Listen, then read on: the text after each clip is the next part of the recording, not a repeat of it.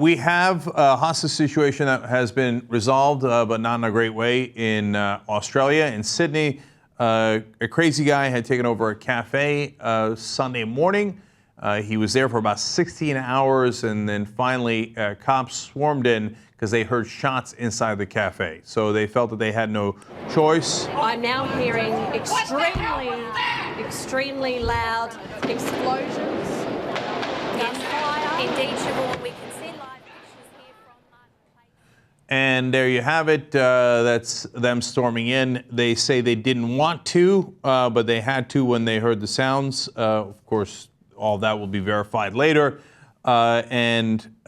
At least 2 people have died. It is unclear whether they died in the crossfire or whether they were shot by the hostage taker, who we now know is Man Haroun Moniz. He is an Iranian refugee who is totally out of his mind. He had put up a flag that had a Muslim sign on it, the Shahada, but that sign is universal. It just says that Islam is the true religion and Muhammad is the prophet of Allah. That sign by itself doesn't mean anything. It could be used for good, it could be used for bad.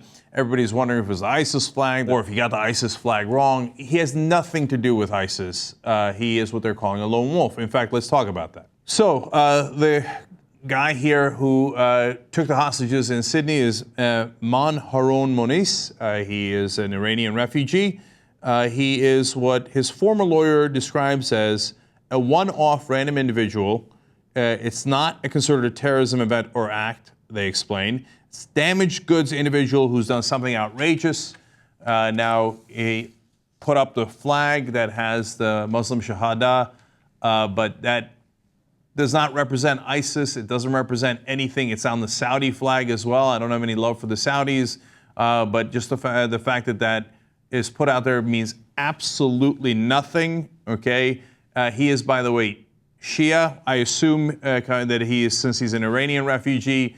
ISIS is Sunni. They have no connection to one another.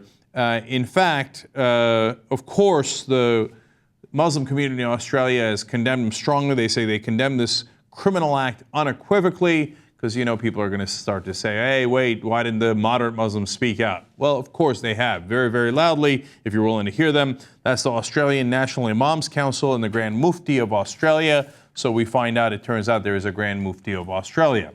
So now, even Prime Minister Tony Abbott says that the perpetrator here had a long history of violent crime, infatuation with extremism, and mental instability. He had been sending letters to families of Australian soldiers that had fought in the wars that were vicious, and he'd already gotten hundreds of hours of community service for that. He was actually wanted as an accessory in the death of his ex-wife. He had been charged with sexual assault dating back to 2002. So a long history of crime and instability. This guy appears to be a lone nut. Now, of course, when you have a Muslim who's a lone nut, everybody believes that it's part of the global jihad. Now, I don't know what's in this guy's head. Obviously, he did. I imagine the sexual assaults he didn't really have anything to do with Islam. So obviously, this guy is to some degree motivated by ideologies. You can tell from the crazy letters that he wrote to the families of the soldiers in Australia, and by the fact that he put up that flag. He has, as you can see here, protested in street corners before. Like, this is a, whatever, you can say it's a kooky protest, you can say it's a perfectly fine protest, but this speaks partly to what he cares about, but not to much else. I mean, you'll see plenty of people who do this and then don't take over cafes, obviously, and shoot people and kill people. 4 others have been wounded, by the way, and apparently one person died of a heart attack. So that brings the death toll up to 3.